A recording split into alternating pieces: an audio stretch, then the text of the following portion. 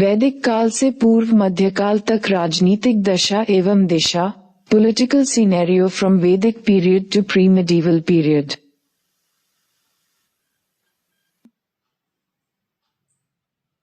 वैदिक काल 1500 ईसा पूर्व से 600 बीसी। राज्य, साम्राज्य, राजवंश एवं शासक।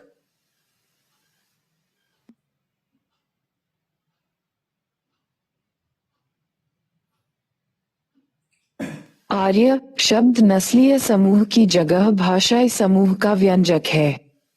वैदिक आर्यों का आगमन बाहर से हुआ था। माना जाता है कि लगभग 1500 ईसा पूर्व में वैदिक आर्यों का आगमन मध्य एशिया से होते हुए पश्चिम एशिया, ईरान, इराक से होते हुए भारत की ओर हुआ। 1400 ईसा पूर्व के मितनी अभिलेख अथवा बोगजकोई अभिलेख से आर्यों के आगमन की सूचना मिलती है। इस अभिलेख में इंद्र, मित्र, वरुण एवं नासत्य नामक देवता का जिक्र किया गया है। आरंभ में आर्यों के आगमन की व्याख्या आर्य आक्रमण के संदर्भ में करने का प्रयास किया गया था, परंतु वह धारणा खंडित हो चुकी है। अब उसकी जगह आर्यों के आप्रव्रजन, माइग्रेशन का सिद्धांत दिया गया है। इसका अर्थ है कि आर्य अलग अलग समय में और छोटे छोटे कबीले में बंटकर आए थे। 5 कबीलों के समूह को पंचन कहा जाता था। इनमें यदु, हुहु, अनु, पुरु एवं तुर्वस थे। इनसे पृथक भरत कबीला था जो सबसे महत्वपूर्ण और शक्तिशाली था। इसका संबंध अग्नि पूजा से जोड़ा जाता है। ऋग्वैदिक आर्य अर्धघुमक्कड़ जीवन जीते थे और वे निम्नलिखित क्षेत्रों में फैले हुए थे: पूर्वी अफगानिस्तान, पंजाब, हरियाणा, कश्मीर, राजस्थान एवं पश्चिमी उत्तर प्रदेश। ऋग्वेद में वर्णित नदियों के नाम से हमें ऋग्वैदिक आर्यों के प्रसार की सूचना मिलती है। ऋग्वेद में ही मुजवंत पर्वत की चर्चा है, जिसकी पहचान हिमालय से की गई है। संभवतः यमुना नदी ऋग्वैदिक आर्यों की पूर्वी सीमा थी, क्योंकि ऋग्वेद में यमुना की चर्चा 3 बार, जबकि गंगा की चर्चा 1 ही बार हुई है। ऋग्वेद में सतलज नदी एवं यमुना नदी के बीच के भूभाग को ब्रह्मवर्त का नाम दिया गया है।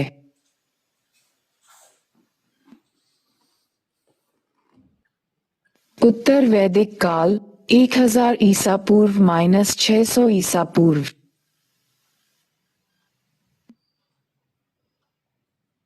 उत्तर वैदिक काल में आकर वैदिक आर्यों का विस्तार गंगा यमुना ऊपरी दोआब में हुआ। ऊपरी दोआब के उत्तरी भाग में कुरु राज्य की स्थापना हुई। इस वंश के शासक के रूप में राजा परीक्षित और जन्मेजय का जिक्र मिलता है। कहा जाता है कि जन्मेजय ने 2 सर्प सत्र यज्ञ कराए थे। ऊपरी दोआब के मध्य भाग में पांचाल राज्य की स्थापना हुई। प्रवाहन जयवाली नामक शासक पांचाल राज्य से ही संबद्ध था। उत्तर वैदिक काल के अंत में सभ्यता का प्रसार मध्य गंगा घाटी में हुआ। इस क्रम में सरयू नदी के किनारे कौशल राज्य, वरुणवती नदी के किनारे काशी राज्य और सदानीरा नदी, गंडक के किनारे विदेह माधव ने विदेह राज्य की स्थापना की। इसकी सूचना हमें शतपथ ब्राह्मण ग्रंथ से मिलती है। बुद्ध काल अथवा महाजनपद काल 600 बीसी - 400 ईसा पूर्व।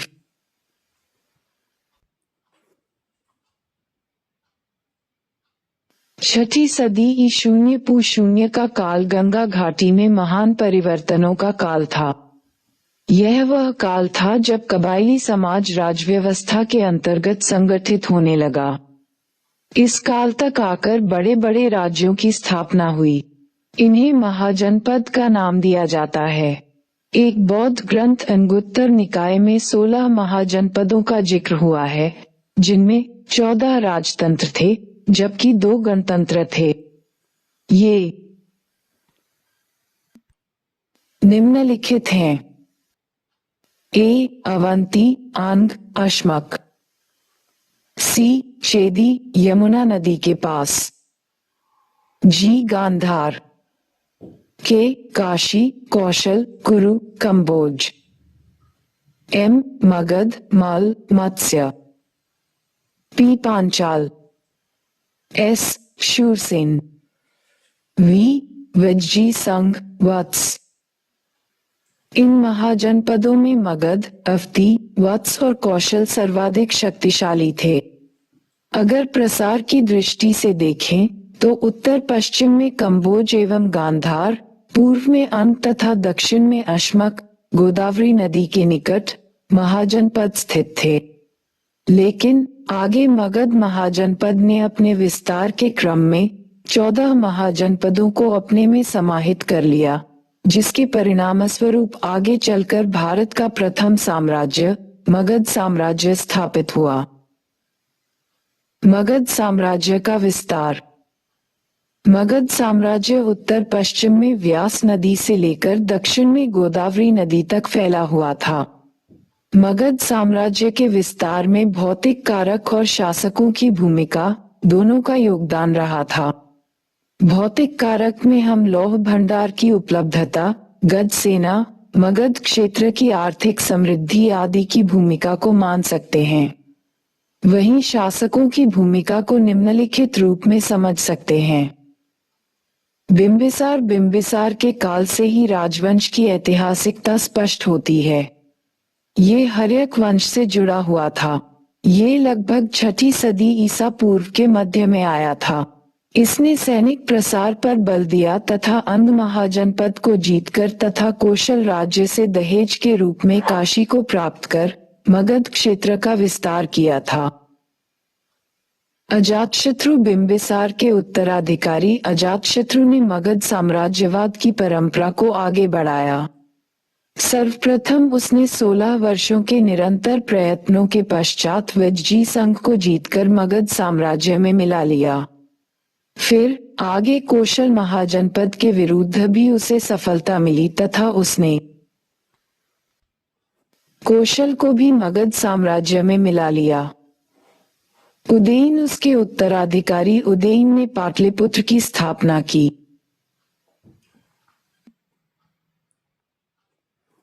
शिशुनाग इसके अंतर्गत मगध साम्राज्य का व्यापक प्रसार हुआ। शिशुनाग को एक शक्तिशाली महाजनपद अवंती के विरुद्ध सफलता प्राप्त हुई और उसने 100 वर्षों की प्रतिस्पर्धा का अंत करते हुए अवंती को मगध साम्राज्य में मिला लिया। महापद्मनंद नंद वंश की स्थापना के साथ मगध साम्राज्य को और भी प्रगति मिली। महापद्मनंद एक महत्वपूर्ण शासक के रूप में स्थापित हुआ। उसने पूरब में कलिंग की ओर विस्तार किया तथा कलिंग को जीतकर मगध साम्राज्य में मिला लिया। इस प्रकार मगध महाजनपद कालीन भारत का पहला साम्राज्य बना, जो उत्तर पश्चिम में व्यास नदी से पूरब में बंगाल की सीमा तक और दक्षिण में गोदावरी नदी तक फैल गया। उत्तर पश्चिम में होने वाली राजनीतिक उथल पुथल तथा ईरानी एवं यूनानी आक्रमण है। लगभग 516 बीसी में अखमेनी सम्राट डेरियस प्रथम ने उत्तर पश्चिम भारत पर हमला कर उत्तर पश्चिमी भारत के भूभाग को जीत लिया। एक यूनानी विद्वान हेरोडोटस हमें सूचना देता है कि भारतीय क्षेत्र से उसे 307 टैलेंट सोना प्रति वर्ष राजस्व के रूप में प्राप्त होता था। ईरानी साम्राज्य के पतन के पश्चात सिकंदर का उद्भव हुआ और सिकंदर ने भी उत्तर पश्चिम भारत पर हमला किया। उसने सिंधु नदी को पार किया। सिंधु एवं झेलम के बीच तक्षशिला, गांधार के शासक राजा अंभी ने समर्पण कर दिया। फिर आगे उसने झेलम एवं चेनाब के बीच राजा पोरस को पराजित किया। उस समय उत्तर पश्चिम में राजतंत्र एवं गणतंत्र दोनों प्रकार के राज्य उपस्थित थे। गणतंत्र में कठ, सौभूति, अम्बष्ट, मालव, क्षुद्रक आदि की चर्चा कर सकते हैं। सिकंदर पूरब की तरफ बढ़ते हुए व्यास नदी तक पहुंच गया। उसके आगे मगध साम्राज्य था, अतः उसकी सेना ने आगे बढ़ने से इनकार कर दिया तथा उसे वापस लौटना पड़ा। भारत से लौटने से पूर्व उसने निम्नलिखित प्रशासनिक प्रबंधन किया। सिंधु नदी के पश्चिम का भाग गवर्नर फिलिप को, सिंधु एवं झेलम नदी के बीच का भूभाग अम्भी को तथा झेलम एवं व्यास नदी के बीच का भूभाग पोरस को सौंप दिया। उसने पर्याप्त संख्या में यूनानी सैनिकों को इन नगरों की सुरक्षा के लिए नियुक्त कर दिया। भारत से वापस लौटते समय रास्ते में सिकंदर की मृत्यु हो गई। मौर्य काल 400 BC - 200 ईसा पूर्व।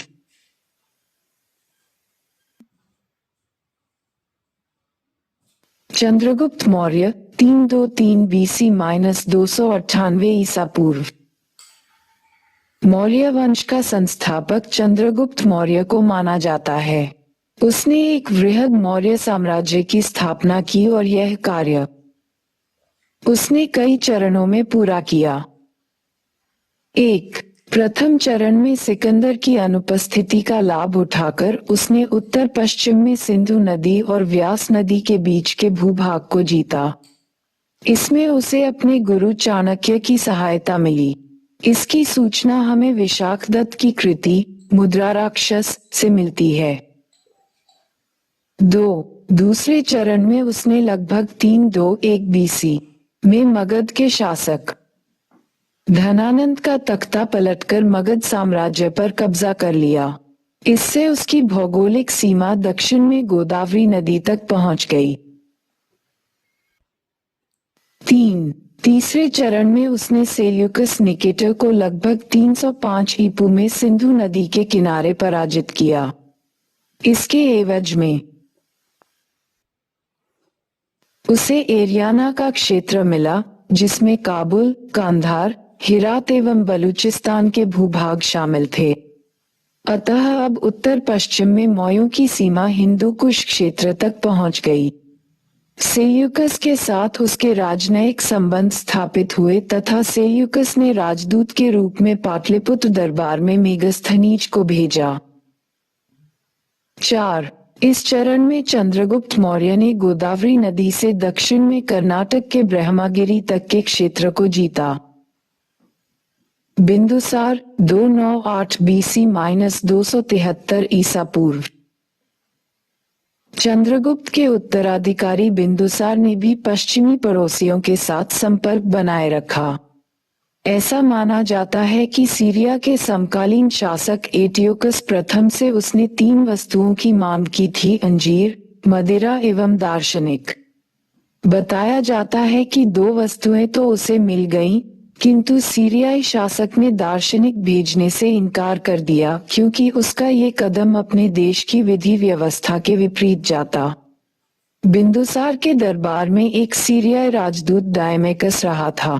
बिंदुसार के संबंध मिस्र के शासक टॉलेमी से भी रहे थे क्योंकि उसके दरबार में टॉलेमी का राजदूत डायोनिसियस भी रहा था। दक्षिण के पड़ोसियों से उसके क्या संबंध थे, ये स्पष्ट नहीं है। यद्यपि कुछ विद्वान प्रायद्वीपीय भारत को जीतने का श्रेय बिंदुसार को ही देते हैं। अशोक 269 BC - 232 ईसा पूर्व। अशोक ने कलिंग क्षेत्र के महत्व को देखते हुए अपने शासन के 9वें वर्ष में कलिंग को जीत लिया। फिर उसने अपने साम्राज्यवाद की प्राथमिकता बदल डाली। उसने नए क्षेत्र की विजय के बदले जीते गए क्षेत्रों के संगठन पर अधिक बल दिया। इस प्रकार मौर्यों के अधीन एक विशाल साम्राज्य की स्थापना हुई, जो उत्तर पश्चिम में हिंदू कुश क्षेत्र से लेकर पूरब में बंगाल एवं दक्षिण में ब्रह्मगिरी तक पहुंच गया था। यह आगे आने वाले युगों के लिए एक आदर्श मॉडल बन गया। मौर्योत्तर काल 200 BC - 300 ई।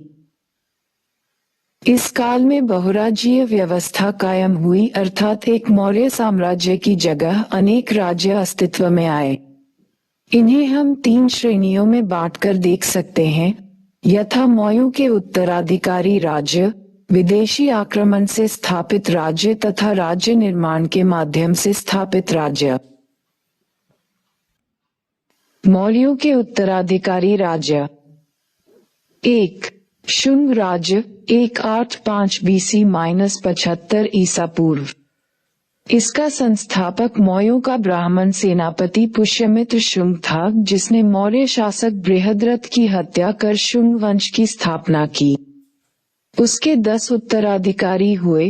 तात्कालिक उत्तराधिकारी अग्निमित्र था, जिसके सम्मान में कालिदास ने मालविकानिमित्रम नामक रचना लिखी थी।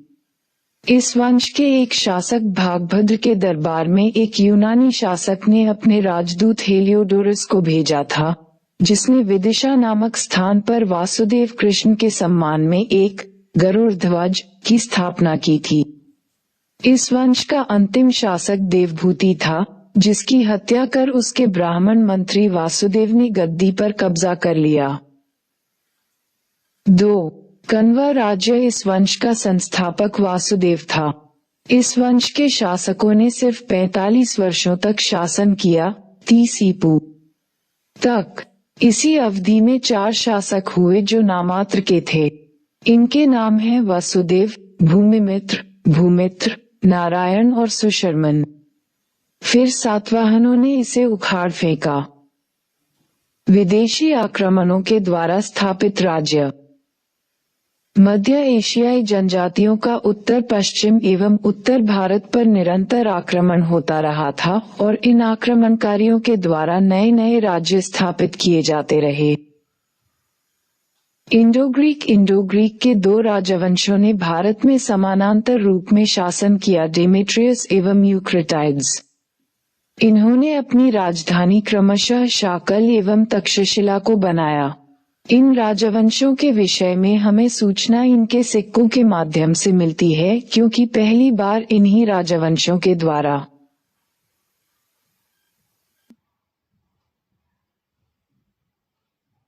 शासकों के नाम से सिक्के जारी किए गए थे।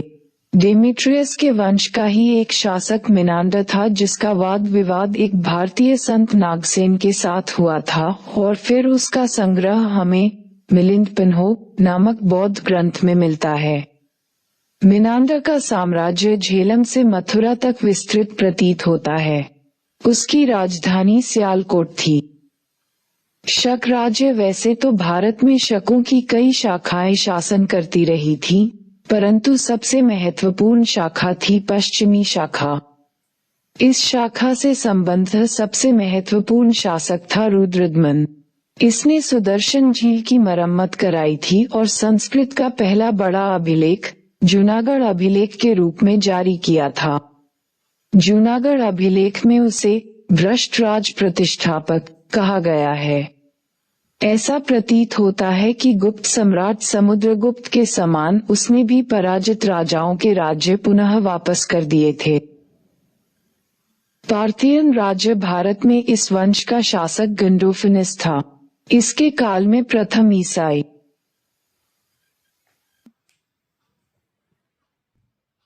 संत सेंट थॉमस का आगमन हुआ था।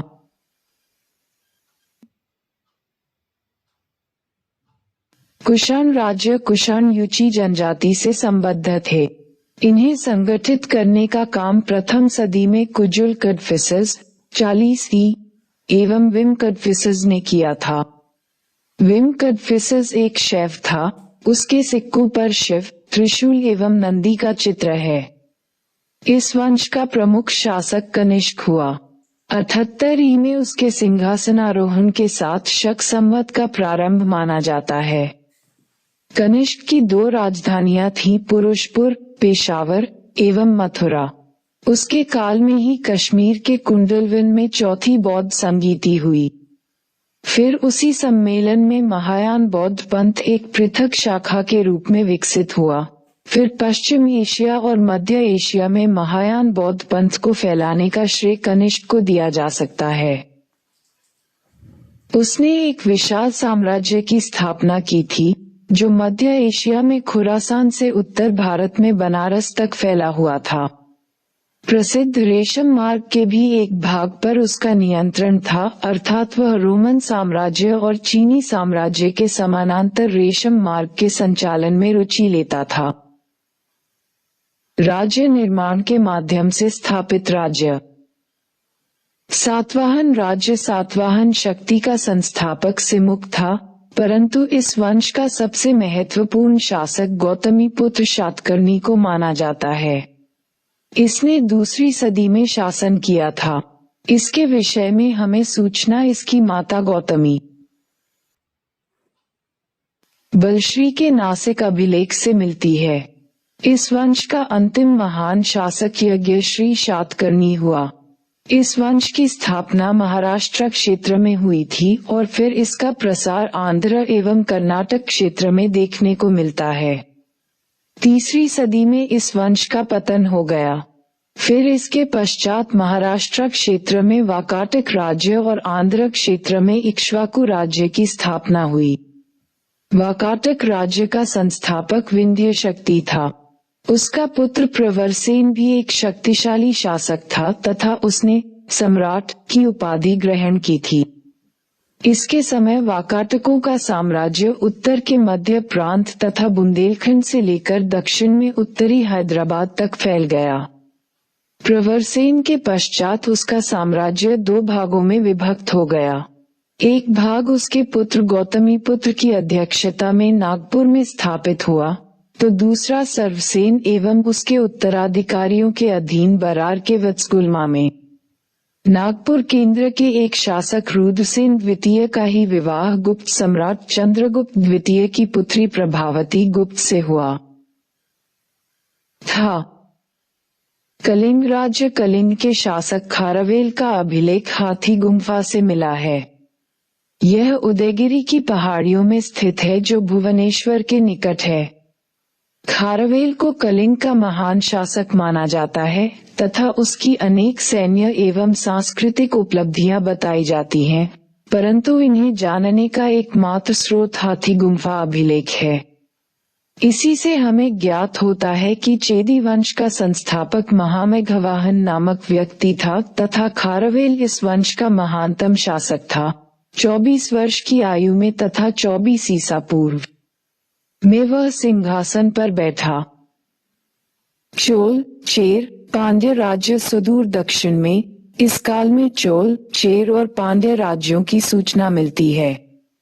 इनके विषय में हमें आरंभिक सूचना अशोक के अभिलेख से मिलती है, जहां चोल चेर और केरल पुत्र का जिक्र है, परंतु वास्तविक रूप में राज्य निर्माण की प्रक्रिया प्रथम सदी अथवा दूसरी सदी में संभव हुई।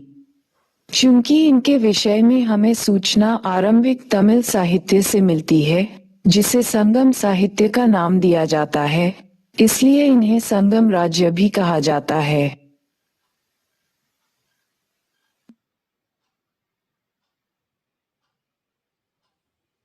चंद्रगुप्त प्रथम गुप्त शक्ति का वास्तविक संस्थापक चंद्रगुप्त प्रथम था, जिसने प्रयाग क्षेत्र से उत्तर भारत में गुप्त राज्य का विस्तार किया। उसने अपनी विजय के उपलक्ष्य में 319-20 ई में गुप्त संवत की भी शुरुआत की। उसने लिच्छवी राजकुमारी कुमार देवी के साथ विवाह कर उत्तर भारत के एक महत्वपूर्ण राज्य लिच्छवी राज्य का समर्थन प्राप्त कर लिया। लिच्छवियों के साथ अपने वैवाहिक संबंधों को गुप्त शासकों ने इतना अधिक महत्व दिया कि न केवल चंद्रगुप्त प्रथम ने अपने सिक्के पर कुमार देवी का नाम खुदवाया, वरन समुद्रगुप्त ने भी लिच्छवी दौहित्र की उपाधि ग्रहण की। समुद्रगुप्त 335 ई-380 ई। समुद्रगुप्त ने एक विशाल साम्राज्य की स्थापना की, जो उत्तर में हिमालय से लेकर दक्षिण में विंध्य पर्वत तक तथा पूर्व में बंगाल की खाड़ी से लेकर पश्चिम में पूर्वी मालवा तक विस्तृत था। इसके विषय में हमें सूचना प्रयाग प्रशस्ति से मिलती है, जो उसके दरबारी लेखक हरिसिंह के द्वारा लिखी गई। इलाहाबाद के प्रयाग प्रशस्ति अभिलेख से ज्ञात होता है कि उसने 5 चरणों में अपना विजय अभियान पूरा किया। प्रथम चरण में उन्होंने गंगा दोआब के 9 राज्यों का समूल नाश किया तथा प्रत्यक्ष रूप से अपने साम्राज्य में मिला लिया। द्वितीय चरण में उसने पंजाब के गणतंत्र तथा कुछ सीमावर्ती राज्यों को जीता। तृतीय चरण में उसने विंध्य क्षेत्र में 8 राज्यों पर विजय प्राप्त की। फिर चौथे चरण में उसने पल्लव राज्य समेत दक्षिण के 12 राज्यों को जीता तथा अंतिम एवं पांचवें चरण में उत्तर पश्चिम में कुछ विदेशी राज्यों को पराजित किया। वी. स्मिथ ने उसे भारत के नेपोलियन की संज्ञा दी है। चंद्रगुप्त द्वितीय या चंद्रगुप्त विक्रमादित्य 380 ई 412 ई। इसने शक शासक रुद्र सिंह तृतीय को पराजित कर गुजरात को जीता और गुजरात विजय के उपलक्ष्य में पहली बार चांदी के सिक्के चलाए। दिल्ली में मेहरौली स्थित एक लौह स्तंभ पर चंद्र नामक शासक की विजय का विवरण है। इस चंद्र नामक शासक की पहचान चंद्रगुप्त द्वितीय से ही की गई है। चंद्रगुप्त विक्रमादित्य ने भी वैवाहिक संबंधों का उपयोग अपनी स्थिति को सुदृढ़ करने के लिए किया। उसने स्वयं नागवंश की राजकुमारी के साथ विवाह किया। माना जाता है कि प्रभावती गुप्त इसी विवाह की संतान थी। दूसरी तरफ उसने अपनी पुत्री का विवाह वाकाटक शासक रुद्रसेन द्वितीय से किया। जब वाकाटक शासक की मृत्यु हुई तो सैद्धांतिक रूप में सत्ता का संचालन तो उसकी पुत्री प्रभावती के पास रहा, परंतु व्यवहारिक रूप से वाकाटक राज्य का विलय गुप्त साम्राज्य में हो गया। कुमारगुप्त प्रथम 412 ई-454 ई। कुमारगुप्त प्रथम चंद्रगुप्त की पत्नी ध्रुव देवी से उत्पन्न उसका सबसे बड़ा पुत्र था। विभिन्न स्रोतों से पता चलता है कि यद्यपि उसने कोई विजय नहीं की, तथापि उसके शासन काल का महत्व इस बात में है कि उसने अपने पिता के विशाल साम्राज्य को अक्षुण्ण बनाए रखा। मंदसौर अभिलेख में उसके सुव्यवस्थित शासन का वर्णन मिलता है। यह नालंदा विश्वविद्यालय का संस्थापक था। स्कंदगुप्त 454 ई-467 ई। इसके काल में हुनों का पहला आक्रमण हुआ और इसने हुनों को पराजित किया था। इसकी सूचना हमें इसके जूनागढ़ अभिलेख से मिलती है। अपने पूर्वजों की तरह वह भी बहुमुखी प्रतिभा से युक्त सम्राट था। उसने जनता के कल्याण के लिए मौर्य सम्राट द्वारा निर्मित सुदर्शन झील की मरम्मत कराई, जिससे सौराष्ट्र प्रांत की जनता को पानी की समस्या का सामना न करना पड़े। 6ठी सदी के मध्य में गुप्त साम्राज्य का विघटन हो गया और इसकी कब्र पर कई राज्य स्थापित हुए, यथा स्थानेश्वर में पुष्यभूति, कन्नौज में मौखरी, वल्लभी में मैत्रक, बिहार में उत्तर गुप्त आदि। गुप्तोत्तर काल 600 ई-750 ई। इस काल में उत्तर भारत में हर्षवर्धन के अधीन एक बड़े साम्राज्य की स्थापना हुई, वहीं दक्षिण भारत में चालुक्य शक्ति एवं पल्लव शक्ति स्थापित हुई।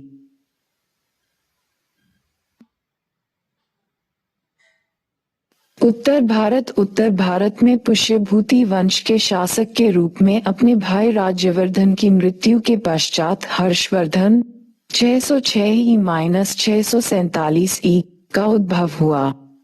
अपने बहनोई की मृत्यु के पश्चात वह कन्नौज का भी शासक बन बैठा।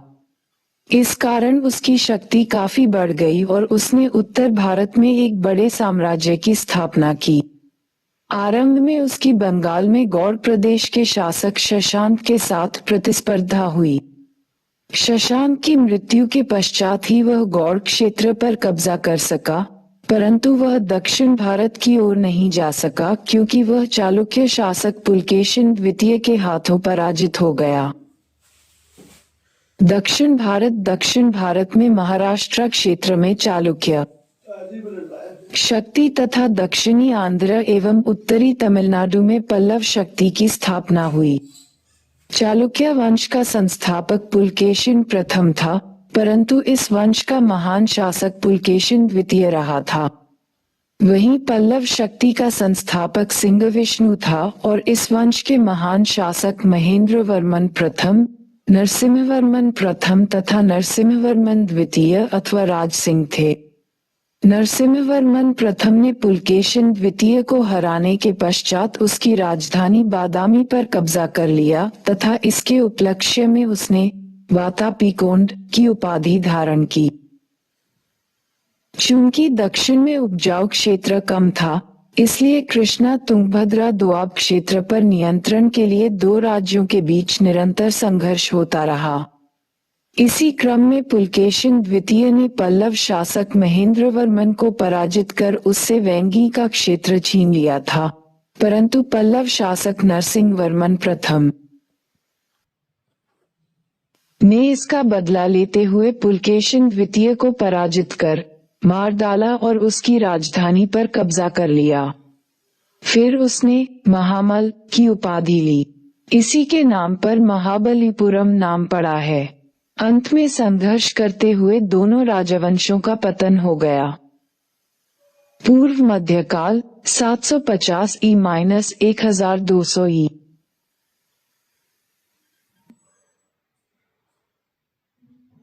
उत्तर भारत। पाल शक्ति हर्षवर्धन की मृत्यु के पश्चात उत्तर भारत में थोड़े काल के लिए उथल पुथल की स्थिति रही।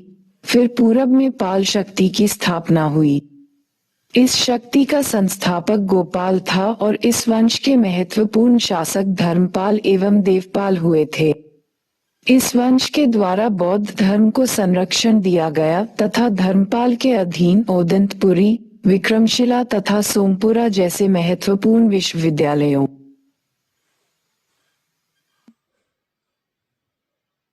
की स्थापना हुई। पाल शासकों ने कन्नौज पर कब्जा करने के लिए प्रतिहार एवं राष्ट्रकूटों के साथ भी संघर्ष किया।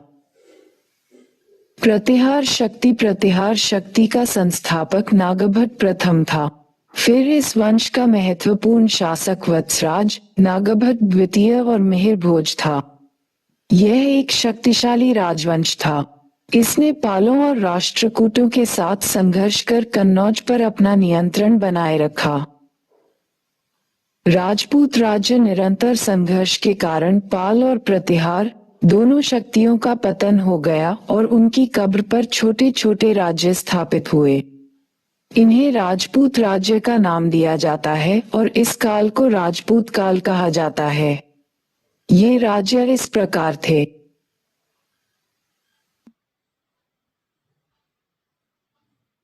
उत्तर पश्चिम में पेशावर के पास हिंदूशाही वंश, इस वंश के महत्वपूर्ण शासक जयपाल एवं आनंदपाल हुए। इस वंश ने उत्तर पश्चिम की सुरक्षा के लिए महमूद गजनी से लंबा संघर्ष किया। इस वंश का अंतिम शासक भीम था। दिल्ली में तोमर वंश के शासक अनंतपाल तोमर को दिल्ली अथवा दिल्लिका को स्थापित करने का श्रेय दिया जाता है। आगे दिल्ली पर चौहानों का नियंत्रण हुआ। चौहान वंशीय शाकंभरी से जुड़े रहे थे। आगे अजमेर एवं दिल्ली पर इन्होंने शासन किया। एक महत्वपूर्ण शासक विग्रहराज द्वितीय के समय दिल्ली चौहानों के नियंत्रण में आई थी। पृथ्वीराज चौहान, पृथ्वीराज तृतीय इस वंश का महान शासक हुआ। गुजरात के अनहिलवाड़ा में सोलंकी वंश, इस वंश के शासक भीम द्वितीय ने मोहम्मद गोरी को पराजित किया था। चंदेल राज्य मध्य भारत में महोबा, खजुराहो और कालिंजर में चंदेल वंश की स्थापना हुई। इस वंश के महत्वपूर्ण शासकों में गंध, धंग एवं विद्याधर थे।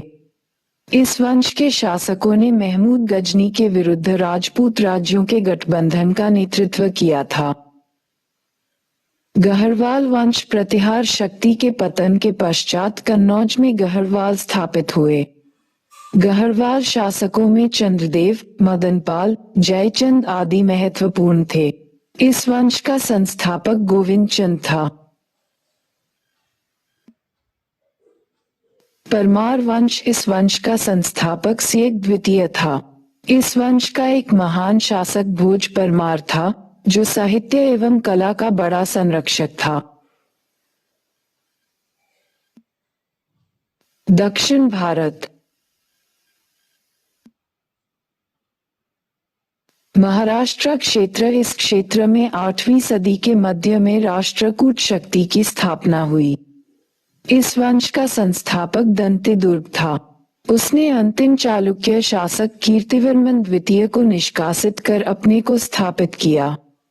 उसका उत्तराधिकारी उसका चाचा कृष्ण प्रथम था, जिसने एलोरा के प्रसिद्ध कैलाश मंदिर का निर्माण करवाया।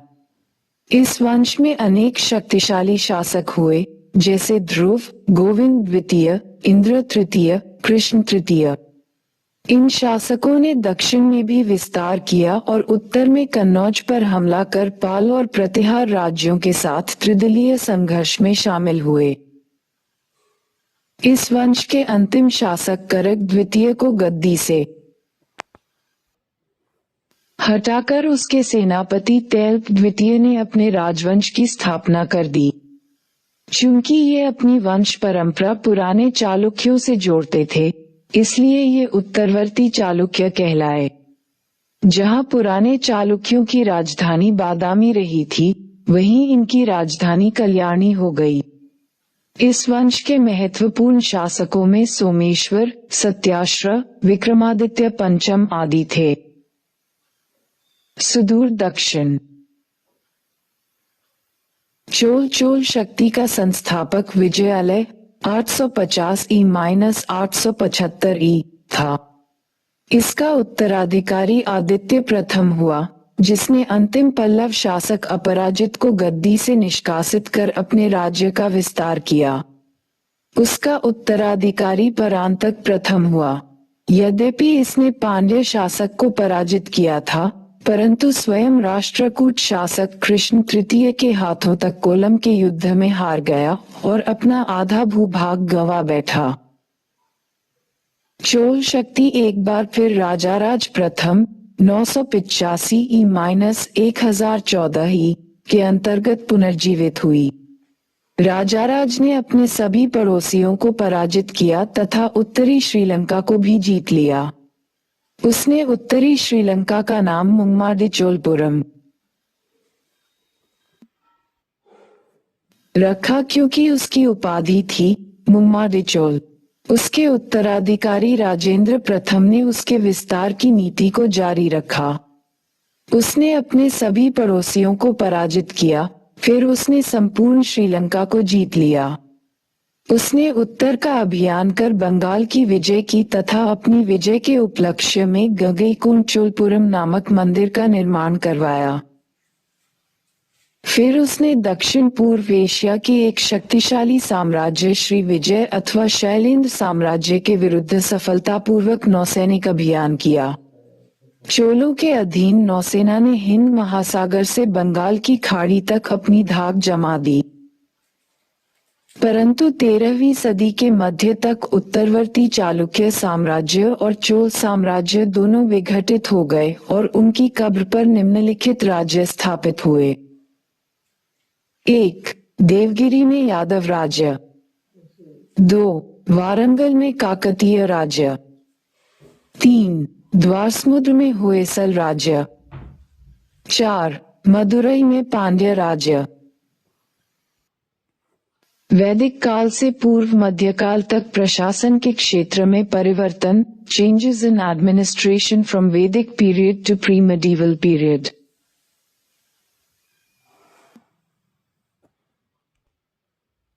उपर्युक्त डायग्राम ये दर्शाता है कि वैदिक काल से मौर्य काल तक आते हुए प्रशासनिक केंद्रीयकरण में वृद्धि हुई, क्योंकि धीरे धीरे अर्थव्यवस्था का विस्तार हुआ, राज्य के संसाधनों में वृद्धि हुई तथा कर प्रणाली स्थापित हुई। इसके परिणामस्वरूप शक्तिशाली सेना एवं सक्षम नौकरशाही का गठन हुआ।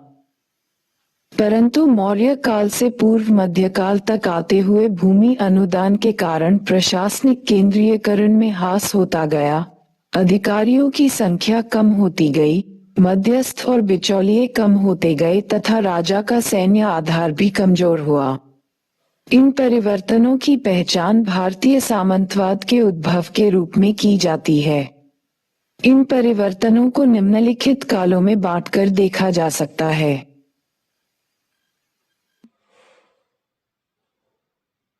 ऋग्वैदिक काल। ऋग्वैदिक काल में राज्य जन आधारित था तथा राजा की स्थिति स्पष्ट नहीं थी। राजा को जन्य गोप कहा जाता था, अर्थात राजा को कबीले के मुखिया के रूप में देखा जाता था। इस काल में कर प्रणाली स्थापित नहीं थी। कर के रूप में बलि की चर्चा मिलती है, परंतु बलि एक स्वैच्छिक भेंट थी, कोई अनिवार्य कर नहीं। इसीलिए युद्ध में प्राप्त लूट का एक भाग राजकीय आमदनी का मुख्य स्रोत था। ऋग्वैदिक काल में स्थायी सेना एवं स्वतंत्र नौकरशाही का विकास नहीं हुआ था। कबीले के लोगों से सैनिक सेवा ली जाती थी। उसी प्रकार अधिकारी भी उसी समूह से लिए जाते थे तथा अधिकारियों की संख्या भी अपेक्षाकृत सीमित थी। ये अधिकारी थे युवराज, पुरोहित, सेनानी, ग्रामिणी, विष्पति आदि। ऋग्वैदिक काल में राजपद पर अंकुश लगाने वाली कुछ जनजातीय संस्थाएं मौजूद थीं। उदाहरण के लिए सभा, समिति, विदत एवं गण। सभा वरिष्ठ जनों की संस्था थी तथा यह न्यायिक कार्य से जुड़ी हुई थी। समिति शैक्षणिक कार्य से संबंधित थी, साथ ही इसके द्वारा राजा का निर्वाचन किए जाने का विवरण भी प्राप्त होता है। विदत संभवतः सैनिक कार्यों से जुड़ी हुई संस्था थी, वहीं गण एक सामान्य गणतंत्रात्मक संस्था का बोध कराती है। प्रशासन की सबसे छोटी इकाई ग्रह अथवा कुल थी, उसके ऊपर ग्राम, फिर विश्व और सबसे ऊपर जन था। चूंकि लोग स्थायी जीवन नहीं जीते थे, इसलिए जनपद शब्द का प्रयोग नहीं मिलता है। उत्तर वैदिक काल। उत्तर वैदिक काल तक कृषि व्यवस्था स्थापित होने के कारण राज्य के संसाधनों में थोड़ी वृद्धि हुई, इसलिए राजा की स्थिति भी पहले से बेहतर हुई। फिर राजा के पद के साथ यज्ञ भी जुड़ गया, इस कारण भी राजा की प्रतिष्ठा में वृद्धि हुई। इस काल में कर प्रणाली तुलनात्मक रूप में स्थापित हो गई। बलि स्वैच्छिक कर से अनिवार्य कर हो चुका था। इसके अतिरिक्त इस काल में भाग एवं शुल्क नामक कर का भी विवरण प्राप्त होता है। भाग भू राजस्व का 16वां भाग था, वहीं शुल्क वस्तुओं पर चुंगी थी। उत्तर वैदिक काल में भी स्थायी सेना एवं रक्त संबंध से पृथक नौकरशाही का विकास नहीं हो सका, परंतु अधिकारियों की संख्या में निश्चय ही वृद्धि हुई। उदाहरण के लिए उत्तर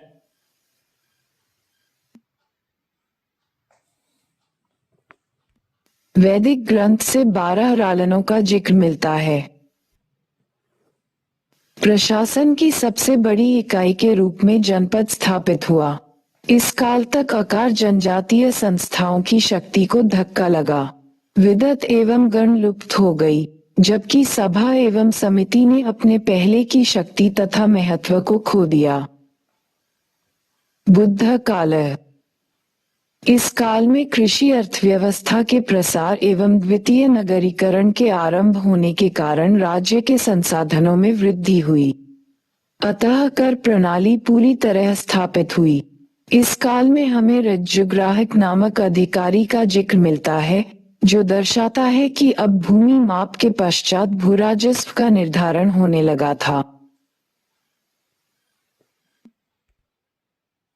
इस काल में पहली बार स्थायी सेना और स्वतंत्र नौकरशाही का विकास हुआ। मगध के शासक बिंबिसार को श्रेणिक बिंबिसार कहा गया, अर्थात सेना का बिंबिसार। साथ ही लेखन कला के विकास के परिणामस्वरूप राजकीय दस्तावेज अस्तित्व में आया और उससे जुड़ा हुआ अधिकारी अक्षपलाधिकृत कहा जाता था। इस काल में प्रशासन की सबसे छोटी इकाई के रूप में पहली बार ग्राम स्थापित हुआ।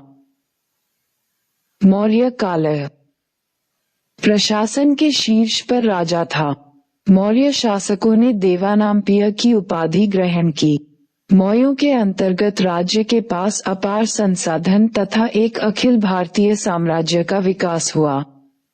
इसके परिणामस्वरूप इस काल में अधिकारियों की संख्या में वृद्धि हुई।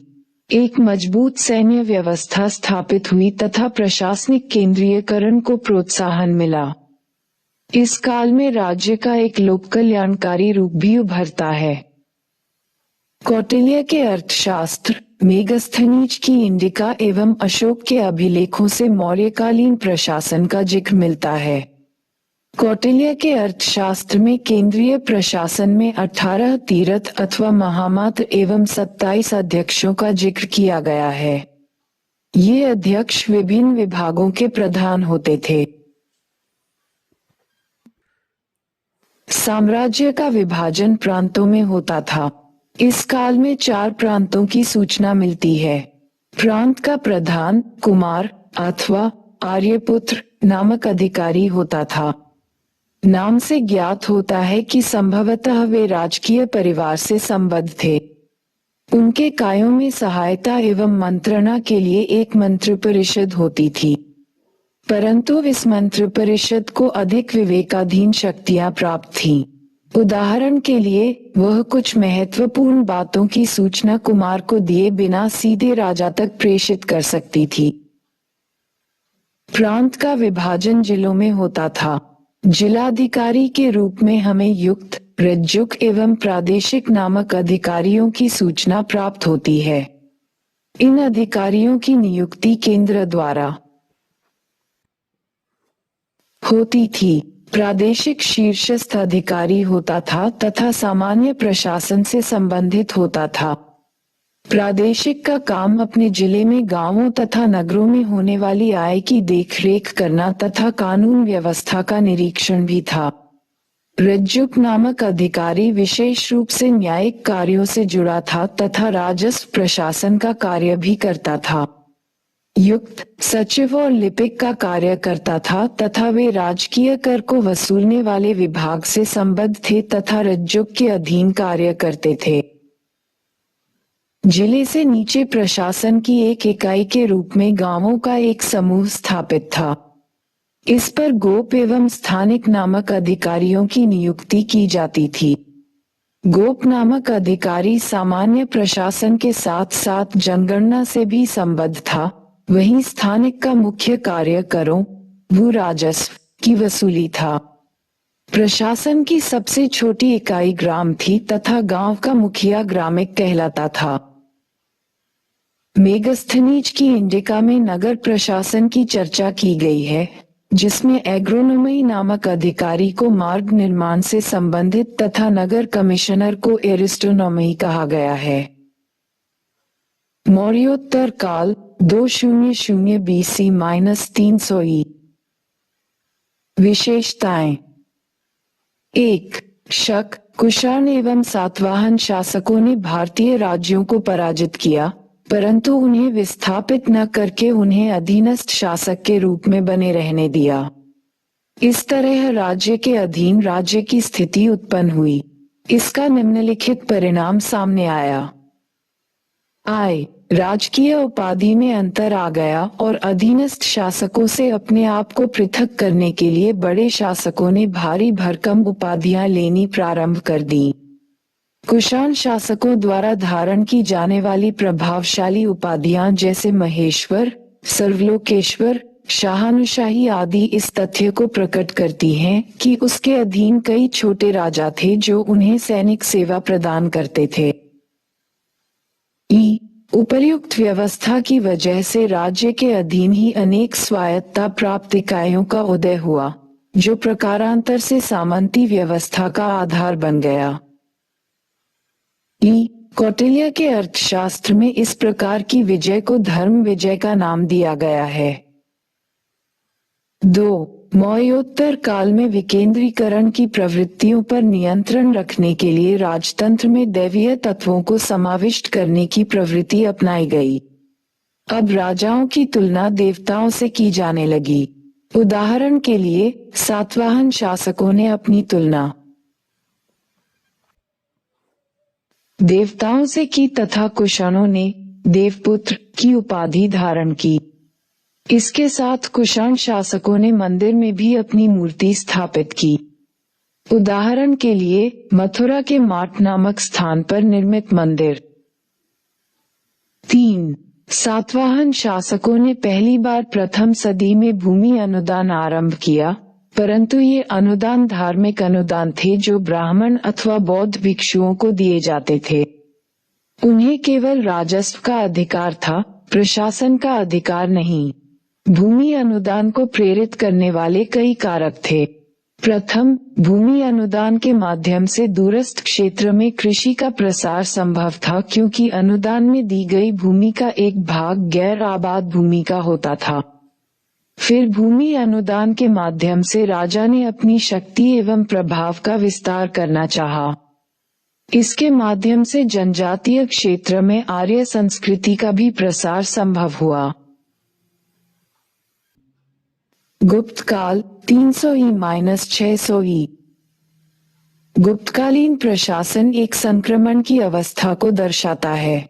यह मौर्यकालीन प्रशासन एवं मध्यकालीन प्रशासन के बीच एक कड़ी है। इस काल में एक तरफ राजा की उपाधियों में वृद्धि होने लगी, किंतु दूसरी तरफ उसकी वास्तविक शक्ति में ह्रास हुआ तथा इसका कारण था मध्यस्थ एवं बिचौलियों की उपस्थिति। फिर भूमि अनुदान के माध्यम से राज्य अपने दायित्व को सीमित कर रहा था। गुप्तकालीन प्रशासन में स्थानीय तत्वों की भागीदारी बढ़ गई। विशेषताएं। 1. प्रशासन के शीर्ष पर राजा था। राजा के द्वारा परम्भटारक एवं महाराजाधिराज जैसी भारी भरकम उपाधियां ली गई, किंतु ये राजा की बढ़ती हुई शक्ति को नहीं दर्शाती, वरन ये अधीनस्थ शासक एवं सामंतों की उपस्थिति की ओर संकेत करती हैं। 2. इसके अतिरिक्त दैवीय राजत्व को प्रोत्साहन मिला तथा राजा अपनी तुलना देवताओं से करने लगे। प्रयाग प्रशस्ति में समुद्रगुप्त ने अपनी तुलना 4 महत्वपूर्ण देवताओं यथा इंद्र, वरुण, अंतका, यम तथा धंधा, कुबेर से की है। 3. केंद्रीय प्रशासन में कुछ महत्वपूर्ण अधिकारियों का जिक्र हुआ है, यथा कुमारामात्य, संधि विग्रहक, विदेश मंत्री, दंडनायक एवं महादंडनायक, न्याय का कार्य, बलाधिकृत एवं महाबलाधिकृत, सैन्य विभाग, विनय स्थित स्थापक, धार्मिक कार्य, प्रतिहार एवं महाप्रतिहार, राजमहल की सुरक्षा आदि। कुमारामात्य वरिष्ठ अधिकारियों के एक वर्ग की ओर संकेत करता है। 4. इस काल में अधिकारियों के पद वंशानुगत होने लगे थे तथा एक अधिकारी को एक से अधिक पद दिए जाने लगे थे। उदाहरण के लिए हरिसेन एक ही साथ महादंडनायक, संधि विग्रहक एवं कुमारामात्य के पद को सुशोभित कर रहा था। 5. साम्राज्य का विभाजन प्रांतों में था। प्रांतों को भुक्ति कहते थे। भुक्ति पर उपृक अथवा उपृक महाराज नामक अधिकारी की नियुक्ति की जाती थी। दामोदरपुर अभिलेख एवं एर्न अभिलेख दोनों में उपृक नामक अधिकारी के साथ महाराज शब्द के प्रयोग से ऐसा प्रतीत होता है कि पूर्व काल की तुलना में इस काल में प्रांतीय अधिकारी अधिक शक्ति का उपभोग करते थे। 6. प्रांतों का विभाजन जिलों अथवा विषयों में था। जिला प्रशासन में विषयपति अथवा कुमारामात्य नामक अधिकारी की नियुक्ति की जाती थी। अधिकतर स्थिति में जिला अधिकारी की नियुक्ति उपृक अथवा उपृक महाराज के द्वारा की जाती थी। 7. जिला का विभाजन गांवों के समूह में होता था। उसे वीथी अथवा पेट कहा जाता था। इस पर वीथी महात्मया नामक अधिकारी की नियुक्ति की जाती थी। प्रशासन की सबसे छोटी इकाई ग्राम थी, जो महत्तर के अधीन होता था। 8. गुप्तकालीन प्रशासन की एक महत्वपूर्ण विशेषता थी स्थानीय प्रशासन में क्षेत्रीय तत्वों की भागीदारी। जिला स्तर पर एक जिला परिषद होती थी, इसे विषय अधिकरण कहा जाता था। वीथी के स्तर पर वीथी परिषद और नगर में नगर परिषद अथवा अधिष्ठानाधिकरण नामक संस्था का गठन होता था। इसके सदस्य के रूप में निम्नलिखित की चर्चा की गई है, यथा नगर श्रेष्ठी, वित्त प्रबंधक, सार्थवा, व्यापारियों का प्रधान, प्रथम कुलिक, शिल्पियों का प्रधान, प्रथम कायस्थ, लिपिकों का प्रधान। उसी प्रकार वीथी के स्तर पर कुटुंबिन, किसान, महत्तर, मुखिया का विवरण मिलता है। गुप्तोत्तर काल 600 ई-750 ई। विशेषताएं हैं। 1. इस काल में भी राजत्व का दैवीकरण जारी रहा तथा शासकों के द्वारा भारी भरकम उपाधियां ली जाती रहीं।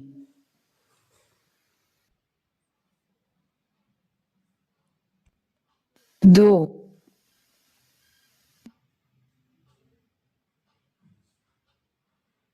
इस काल में राजकीय अधिकारियों को भी भूमि अनुदान में वेतन मिलने लगा क्योंकि व्यापार के पतन के कारण मुद्राओं की कमी पड़ गई थी।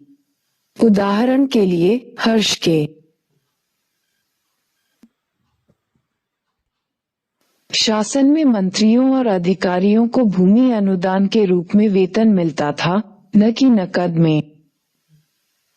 3. इस काल में नौकरशाही का सामंतीकरण हुआ क्योंकि सामंतों को भी महत्वपूर्ण प्रशासनिक पद दिए जाने लगे।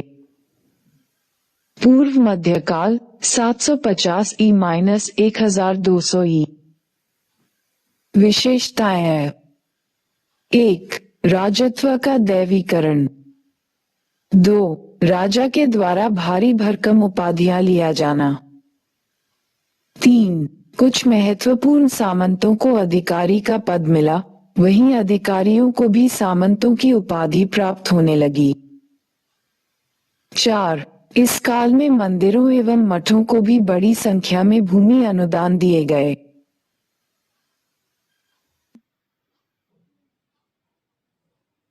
5. इस काल में सैनिक अनुदानों की संख्या में वृद्धि हुई। उदाहरण के लिए पाल, प्रतिहार और राजपूत शासकों ने बड़ी संख्या में सामंतों को भूमि अनुदान दिए तथा सामंतों के द्वारा बदले में उन्हें सैनिक सेवा प्रदान की जाती थी। इस प्रकार पूर्व मध्यकाल तक आकर भारतीय सामंतवाद के सभी लक्षण प्रकट होने लगे। 6. इस काल में दक्षिण भारत में चोलों के अधीन स्थानीय स्वायत्त शासन की स्थापना हुई।